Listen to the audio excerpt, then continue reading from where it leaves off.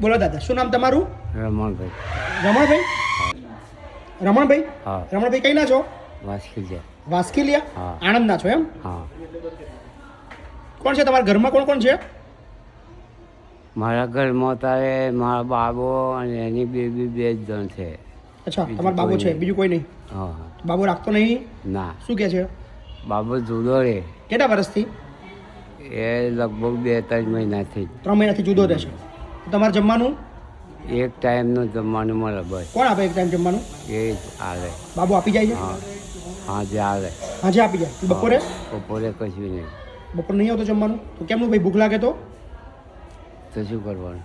એક ટાઈમ સવારમાં ચા હાલે, ત્યાર પછી 24 કલાકે બીજી વખત સવાર થાય ત્યારે મળે. ચા બી ના આવે? ને એ લોકો કઈ રહે છે? એ તહીંના ત્યાં જ રહે, જોડે જ રહે બાજુ. જોડેના ઘરમાં? હા. અને તમે જૂના ઘરમાં રહો છો? હા. બરાબર. તો અહીં કોને બતાવ્યું દાદા?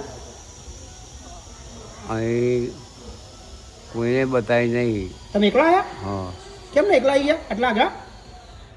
પણ હું એકલો જ આવ્યો. પૂછતા પૂછતા આવ્યા? હા. કોકે તો કીધું છે ને?